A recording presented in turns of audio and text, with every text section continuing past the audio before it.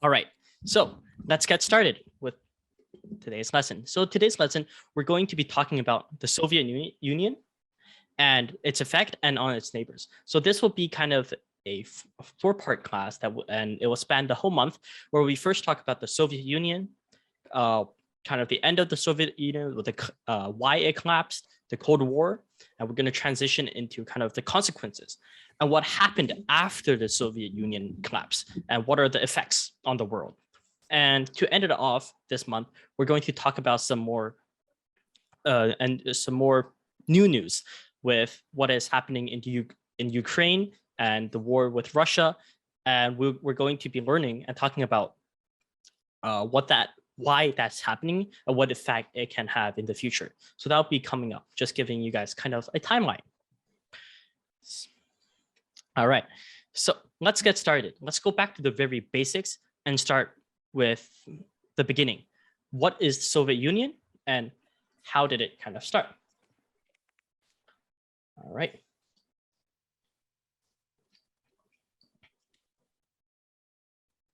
So before I begin talking about USSR, can anybody tell me what they know about it? What does it stand for? What any facts you know about the Soviet Union? If you can just raise your hand, I can call on you.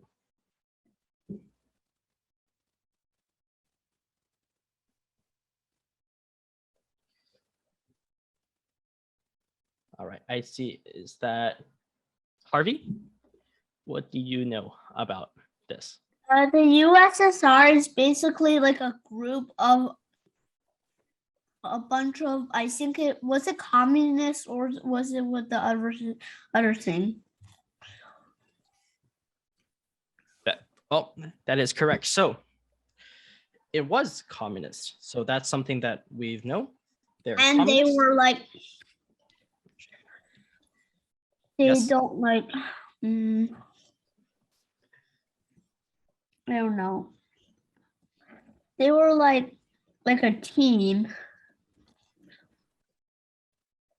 Mm-hmm. Anything else anybody knows about USSR, the Soviet Union? Let's Ethan, would you have any idea? The USSR stands for the Union of Soviet Socialist Republics, and it was just basically a group of countries that were basically what nowadays is Russia. And then there's countries that broke off of the USSR, such as like Ukraine or the Czech Republic. Yes, that's absolutely correct. All right, let's get one more fact in about Soviet Union. Jasper, would you have something to say? The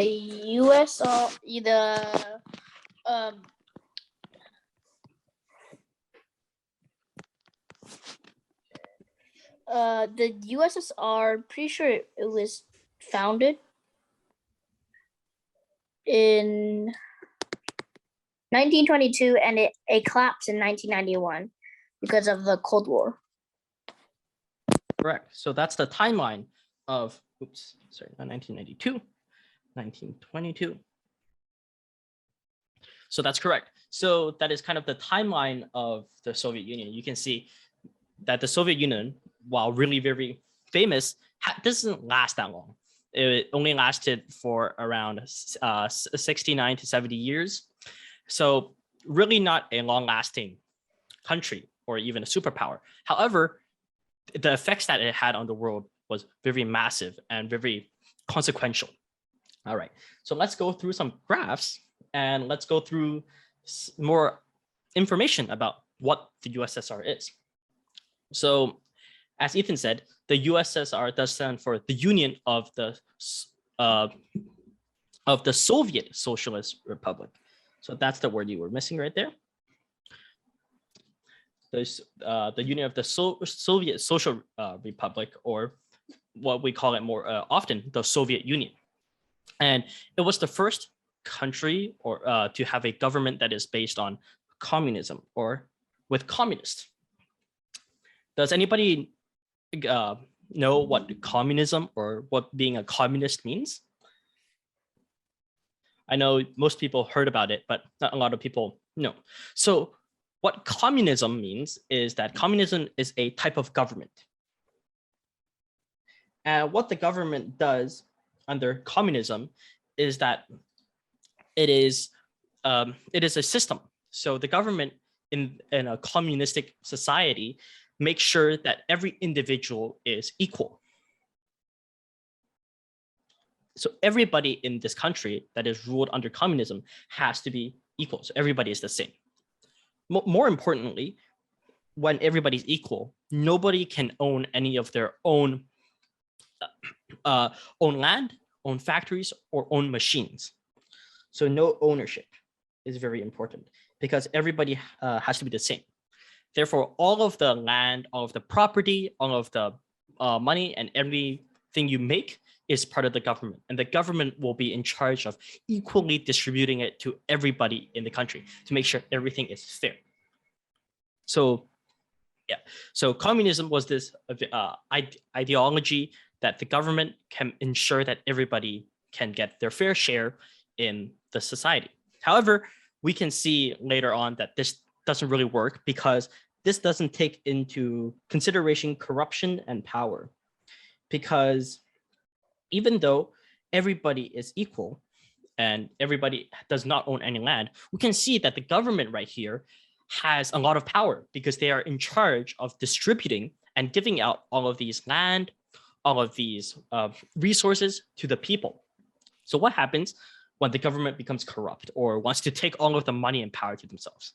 Well, the system of communism fails and starts becoming and slowly transitioning into a dictatorship, which we all know is a bad thing because one person has way too much power. All right, so again, the USSR, or the Union of Soviet Socialist Republics, is a communistic society, or it was operating under communism. And again, it existed from 1922 to 1991. How even during that short time it operated, it was one of the most powerful countries in the world.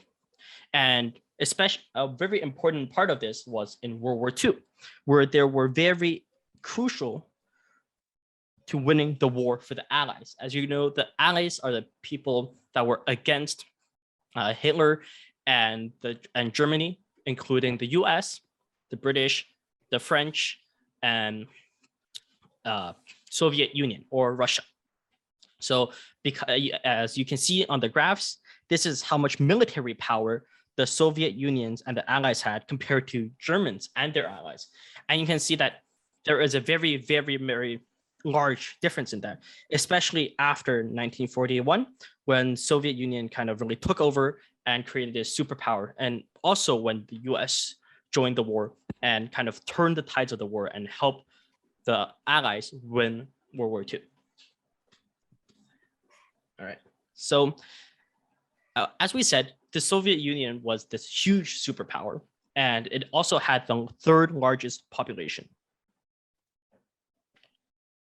They had over 290 million people living in Soviet Union at its peak.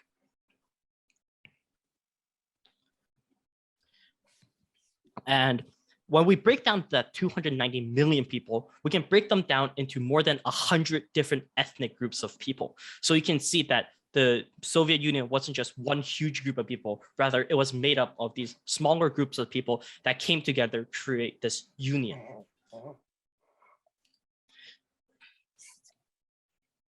All right, any questions about that? Yes, Lyndon? Wait, but if the Soviet Union is the third largest, who is second and who is first?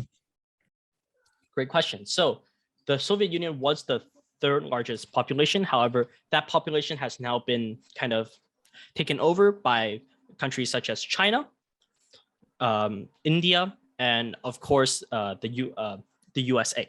So all of these countries, as they progressed, getting larger and larger, are gaining more and more people.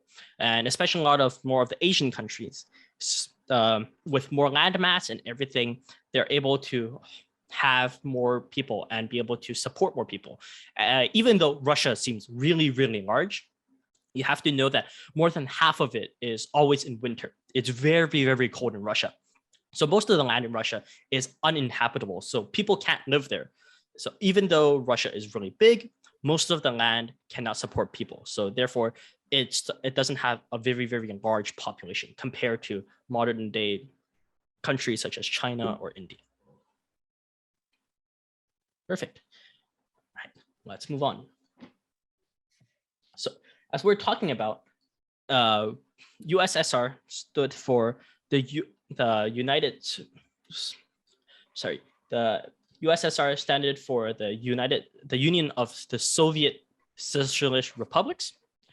And as we talked about, it's a union. So it's made up of more than one country. Does anybody know what those countries are? And if you guys can name them? You can just raise your hand. Is that Camille?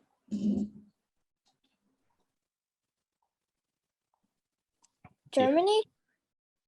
No, Germany was not part of the USSR or the Soviet Union. So can anybody name this large one in the middle? The red one? It's Russia. Correct. Perfect. Great. So the middle one, of course, is current day, as we know, Russia. How about the one underneath Russia? Anybody know anything about that? Camille? Argentina? No, that is not Argentina. It That looks like is Mexico, but it's not. no. So this is what we call Eurasia. So it's Europe plus Wait. Russia. Wait, And so where Argentina. Where is Ukraine? Good question. So Ukraine is here. Which number is it? Oh, number 6. Yep, that's correct. Ukraine is number 6. And as you were talking, Camille, you were talking about Argentina. That is in South America. So we are not covering that. Is there That is- Mexico? No, so those countries are on the other side of the world. We're now Oh. in Asia and in Europe. Then, oh yeah, wait, which one was it again? Let's see, Ethan? I believe 11 is Kazakhstan. Correct, perfect. Wait, I think I know where Japan is.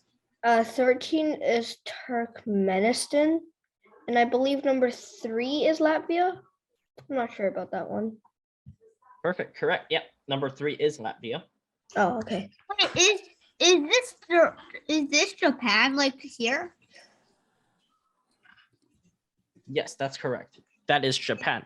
However, we're not talking about Japan because we're learning about the USSR, the Soviet Union. And the Soviet Union was made out of 18 different countries that we're going to be covering. All right, so I would understand that these are the largest states and the ones that you would hear the most about: Latvia, Ukraine, Russia, Kazakhstan, Turkmenistan, and a few more stands like Kyrgyzstan, Number 7. Tajikistan. What's number 7? Good question. So number 7 is actually called Moldova. Oh.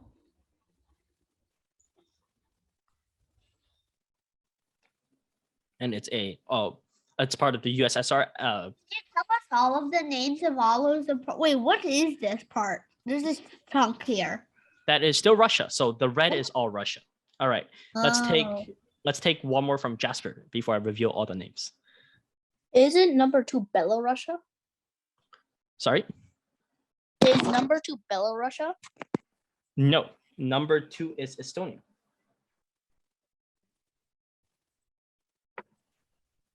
Right. Let's reveal this map. So of course, maybe some of these might not seem like a current map because you have to remember these borders were from the 1990s, even earlier, the 1980s, before the fall of those Soviet Union. Of course, I these. never heard of Georgia. Yes, so number 8 is Georgia. They're still a country nowadays. I would say all of these countries listed are still present current nowadays. Wait, I don't think Russia's flag looked like this. Russia's flag doesn't look like that. Yes, it does. Wait, it still looks like that? I thought it looked like Yes. something else.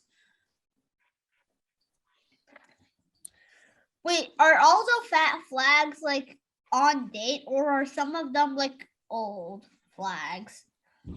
All of these should be up-to-date flags. Okay. Okay, so let's go over some of this. So I was talking about how large the Soviet Union was, and it was roughly 8.6 million square miles. Is that a lot? Yes, that is huge. And it covered Europe and Asia. And basically, USSR was almost 2.5 times the size of the United States. So very gigantic part of the world. And the Soviet Union was made out of 15 states.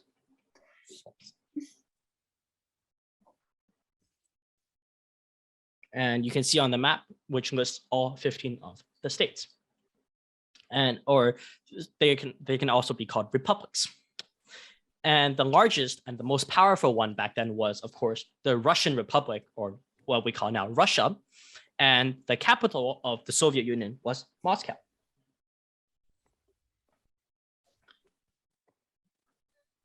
Anybody know roughly where Moscow is? Probably like somewhere, maybe, I'm not sure. So, yep, Here? it is. Nope, it is. Moscow is somewhere here. It is in Russia. What? Yep. What? I thought it was a little more farther. Yeah, it seems further, but you have to remember that. Oh, it's actually sorry. It is further, but actually it's closer to this side. It's really close to the border, because you have to remember that most of Russia, basically this whole part of Russia, if you can see, this part of Russia is too cold all year round, that it is basically unlivable. So nothing can really grow there, no crops can grow there, and it's too cold to be living comfortably there. So most people don't live there. All right, let's keep going. So now we know how large Soviet Union was, and we learned that Moscow, its capital. So let's move on to dig a bit deeper into what. Yes. Yes, Harvey? Is Russia so big that you have to use like a plane to get from one side of Russia to another side? That's correct. Yes, it is a very, very large place on the earth. And to travel, even though you can travel by foot, maybe it'll take a few years. But yes, most people would either take a train or a plane to get across Russia or to travel. All right, so let's move on to kind of talking more deeply about different parts of Russia. And let's start off with its economy. So during the most powerful period of time of Soviet Union, it had one of the largest economies.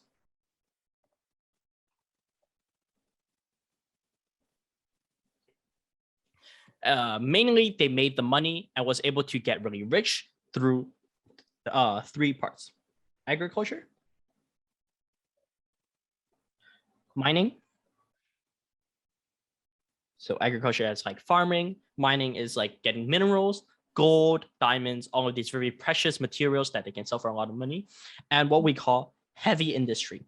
So building a lot of these equipment.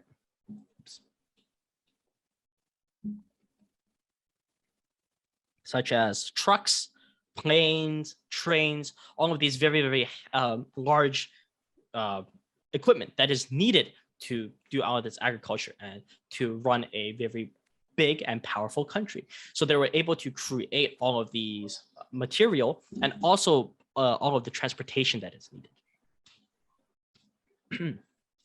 And however, even though we're talking about it having a really rich economy using agriculture and mining, individuals, as I said, were not allowed to own businesses because of communism. Everything belonged to the government. So all of these business, all of the factories that I was talking about are owned by the Soviet Union and the party. Because everything is owned by the government and in turn, the party leaders.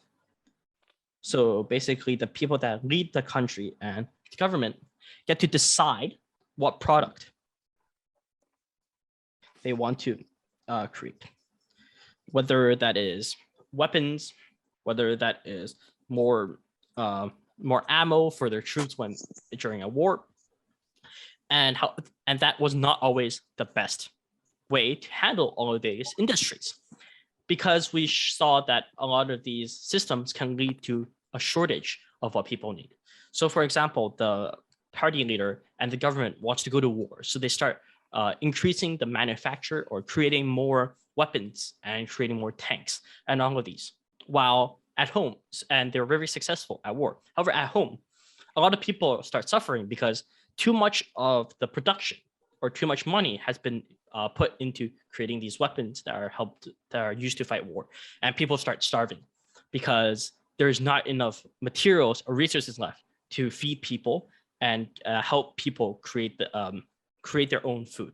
So that leads to a very big problem because the party leader wants to win the war. They want more resources. They want to gather more resources. They don't care about the people, even though that makes it that everybody, because everybody is equal, everybody starves and nobody really gets anything out of it except the leaders, which are corrupt and are kind of being above these communistic ideals. So the communism and the idea of nobody owning anything very expensive and everybody being equal, they're kind of not part of that system because they think of themselves as leaders, and it is necessary for them to have kind of this absolute control. All right, any questions about the economy and what they do?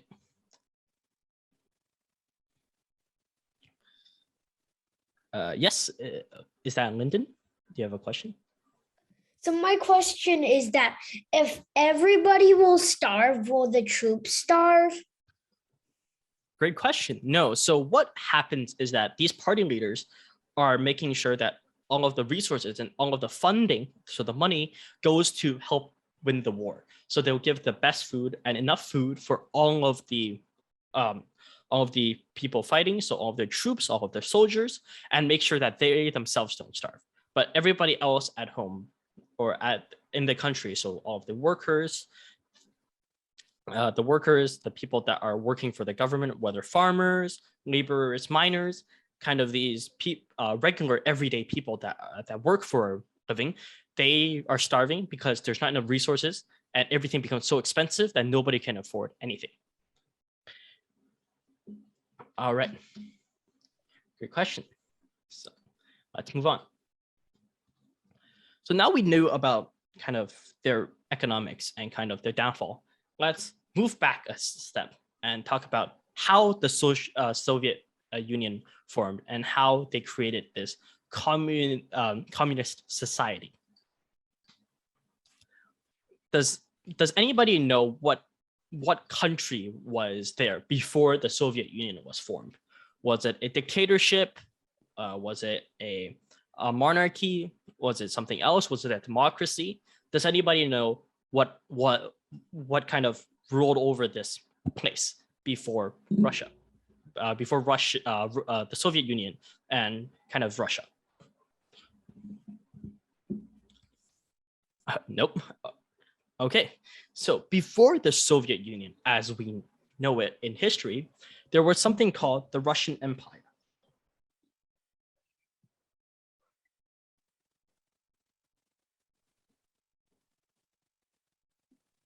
So what the Russian Empire was is a monarchy. So they had a king.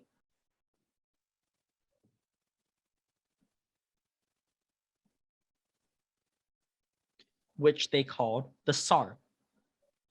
And one of the most famous Tsars we knew was Tsar Nicholas, the second, the third. And unfortunately, the Tsar and the Emperor lost power in 1917. People didn't like an emperor, and as most of the world started changing to democracies, as we see a lot of revolution, the French Revolution, the British Revolution, the American Revolution, all of these different revolutions, we see that countries want to become democratic. So this empire fell. And what came after the empire was something called the Bolsheviks. They were a party or a group of people led by Vladimir Lenin. So Vladimir Lenin took over the country after the fall of the monarchy and the king. However, the taking over of this country wasn't very smooth. There was some backlash because not everybody agreed with this group of people called the Bolsheviks. Some people didn't like what Lenin was doing, kind of having these more radical and extreme ideas of having this communist state, because most people at that time didn't understand what that is and how that would affect their lives. So there was actually a civil war that lasted from around 1918 to around 1920s. Sorry, that's off the page.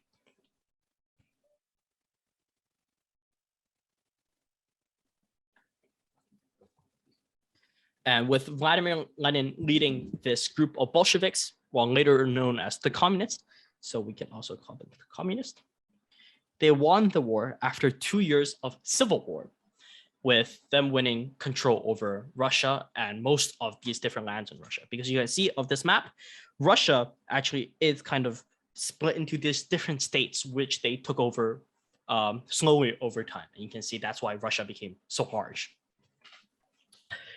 All right, so however, in December 20th, 1922, the communist government established the Union of Soviet Socialist Republic, or the USSR, and that's where the USSR was created. Let's write that down.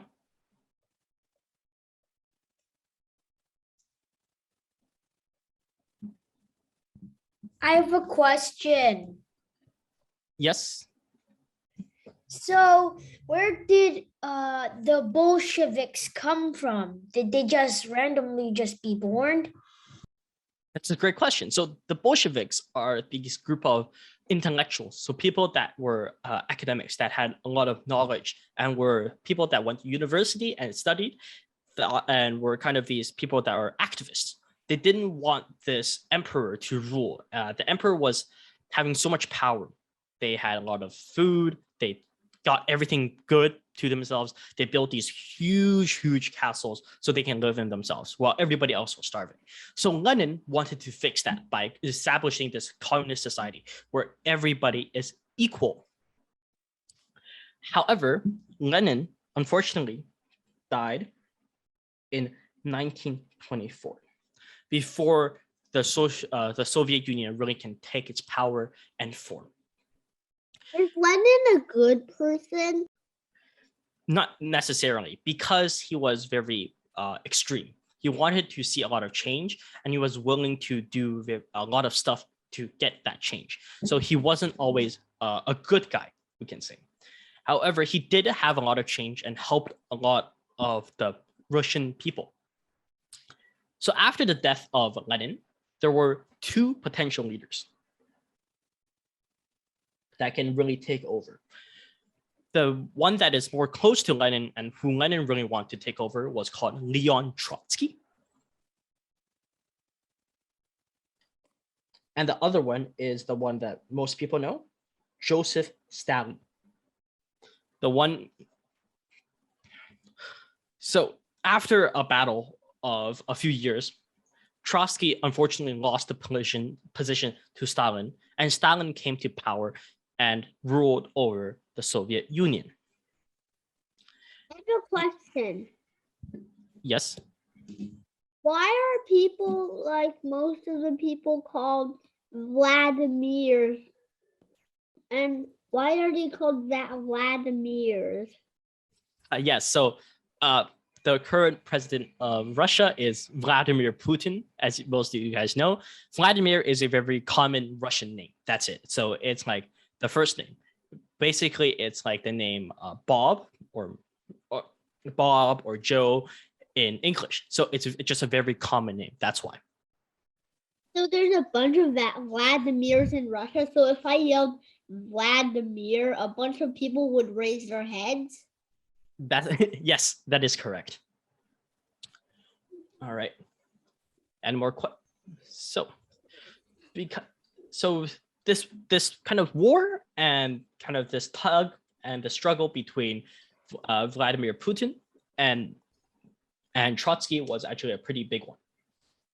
So before we continue, I kind of want to show you guys this short video that kind of encapsulates and tells you guys about how not Vladimir Lenin, but Joseph Stalin came to power, how he took the power from Trotsky, and how he kind of won over the party and became this new party leader and kind of a dictatorship, as we'll learn later on. He wasn't necessarily the good guy of the story. All right. Okay, there we go. Yep. Sorry, I just want to pull up my slides first. A second. Perfect. All right. So, any questions about that video? Any questions about Stalin, Trotsky, all of them? Nope. Also, what is he standing behind? What are the two people standing behind? Is that a nuke? Yes, we're going to talk about that later. So, yeah, I guess, yeah, just to kind of conclude that video, we talked about how Stalin had this very, very grand plan for his country. He wanted the best for his people. However, he kind of at the end became this dictatorship because he was fearful and scared that people were going to take his power and take his job away from him. So to make money, he sold a lot of the crops that are needed to feed his people to foreign countries to make money. So a lot of his people starved. And during the 1930s, he killed as many around 10 million people. Male. And so more than 10 million people in the Soviet Union died, whether from hunger, whether they got killed because of kind of Joseph Stalin's very, very iron fist approach. So his name in that he chose actually stands for the Man of Steel. So that was his name. So Joseph Stalin in this case, in Russian stood for Man of Steel, because he wanted to make himself seem very strong, very powerful person. All right. So let's keep going. So we talked about the early years of Joseph Stalin. Let's move on to World War II and the middle years of the USSR.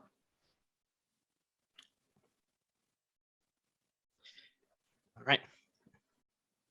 So I believe everybody here should know what the World War II was. It is this pretty devastating war that lasted from around 1939 to 1945.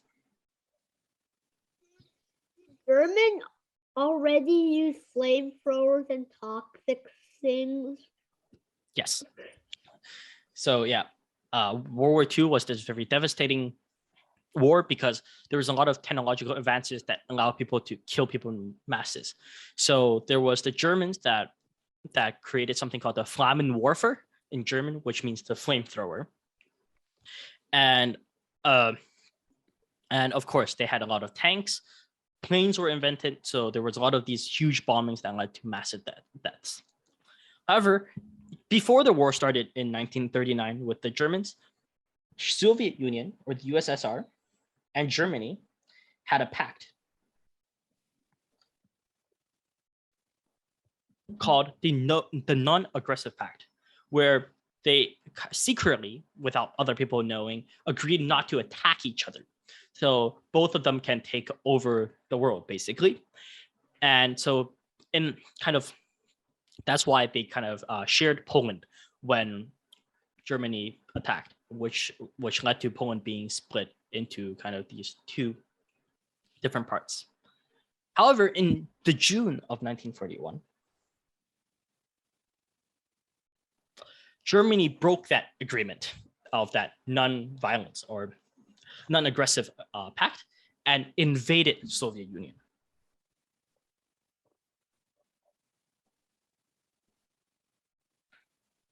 Which, of course, Soviet Union and at that time Stalin really didn't like. So that's when the Soviet Union decided to join the United States, Great Britain, and France to fight Germany and to defeat Hitler and the Nazis. All right, I saw a question from Ethan. Was it? No, I was just gonna say that, like, didn't they eventually have to say that, like, because the two countries were kind of at stalemate, Poland was eventually split in half, but then Russia took out, but then the Germans took more of it in the end, and then I'm pretty sure the USSR and the Allies took more of it, and then Poland, something happened to Poland. I don't remember, but yeah. So what happened with Poland was that kind of Germany invested from the left, while Russia invaded from the right, and kind of they met in the middle on this river. I'm not exactly sure of the name of the river. They met in the river and kind of agreed to split Poland in half and kind of share the bounty. However, of course, Germany was kind of wanting to really take Poland by themselves, so they started pushing the boundaries. They kept moving their line and that boundary to the right and into Russian land slowly and bit by bit. So every few days they would move all of their troops and kind of that guard line up by maybe a few hundred meters and keep doing that until they keep pushing the Russians, which really made Russia really, at that time, Soviet Union really mad. And kind of that's what happened. And that led to a lot of fighting. And again, at the end, leading to war and Germany and USSR breaking that pact with Germany invading Soviet Union.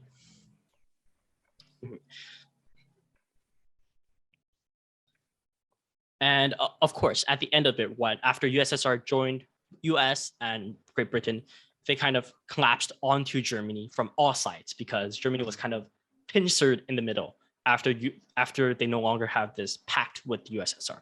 And that is what led to Germany losing at the end. All right. Any more questions on that? Nope. Perfect. All right. So yeah. So of course, in previous classes, we've already talked about World War II. So I'm not going to get into too much detail about that. All right. So to end it off, let's kind of talk about the peak of Russian power and what happened during that peak. Before next class, we talk about kind of the downfall and the Cold War. Did they attack Hiroshima, or was it someplace else? Yeah. Oh, oh, glad you know about that. So there, Hiroshima. I read about tobacco and the 1,000 paper cranes. Yeah, great book. So Hiroshima and Nagasaki are two cities in Japan. This has nothing to do with Soviet Union. Those two are cities that the US bombed with atomic bombs. So yeah, so that has nothing to do with the Soviet Union. Oh, I thought it was the Soviet Union or German. No, it was the US. which makes it even devastating. So the US, I'm not sure if you guys know, they did something called the Manhattan Project, which was this program aimed and mainly focusing on developing the first nuclear bombs, which they dropped on Japan because they were helping Germany, and US didn't really like that, especially after Japan bombing Pearl Harbor. Wait, is there still like, was there ballistic missiles? At that time, yes, there were ballistic missiles, but however, nukes are able to deliver much big of a punch, and especially with nuclear fallout, and make sure that everybody is dead in the area and nobody can basically live in that area in the next 70 to maybe even like 200 years, depending on how big the bomb is. Which bomb are they working on? Sorry? Which bomb are they working on? Great question. Let's get to that. So let's. Is it one of those like those really big ones, like the like Yes. atom bombs? No. So this is very old, but we're going to get to that. So while fighting with Germany, the Soviet Union were able to move a lot of troops into a lot of these countries in Eastern Europe, because of course, to get to Poland, they had to move from the east to the west. And they were able to capture or kind of control all of these smaller countries that didn't really have power.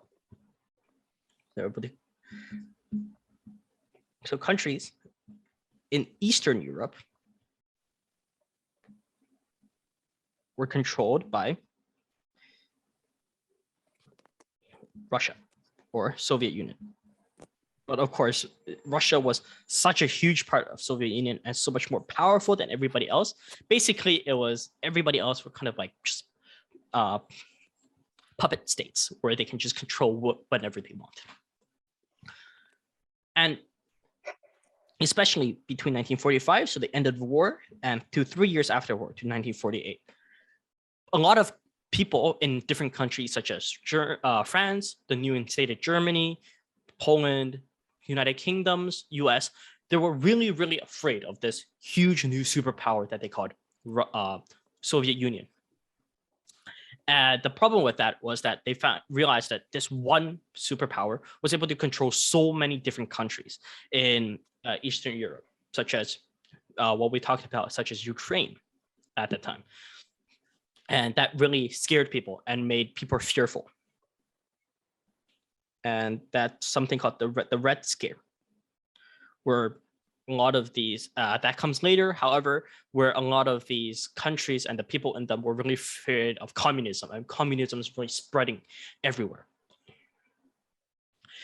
So to kind of combat this one gigantic superpower that was 2.5 times the size of United States, they created something called NATO.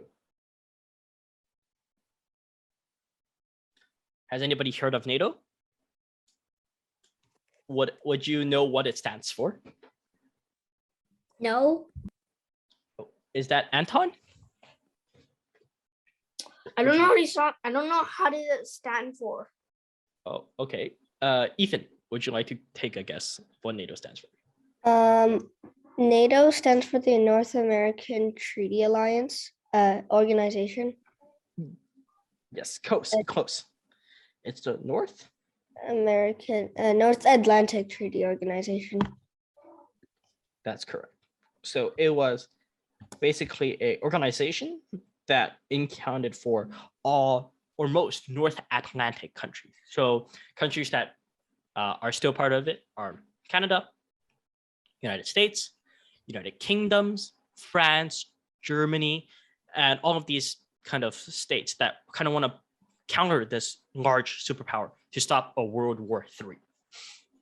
So NATO was created in 1949 after they saw these large superpower called Soviet Union take over these countries in Eastern Europe. So they kind of want to stop their advances and kind of quarantine them and control this new power. And the NATO, or North Atlantic Treaty Organization, was created to provide kind of a collective or organized and group security against the Soviet Union, which meant that if any one of the countries, as you can see around this circle, any one of the countries in NATO got attacked, everybody else is required to go to aid of that country and kind of defend that country. So that really escalated. There is this one superpower called Soviet Union, and now there's a new super organization that's called NATO, where everybody is coming together to work against Russia. So both parts or both sides of the world, basically. So we have basically the communist side or the red side and the Western side, as said in the topic here. These two kind of clashed constantly. So both sides really built up their military force.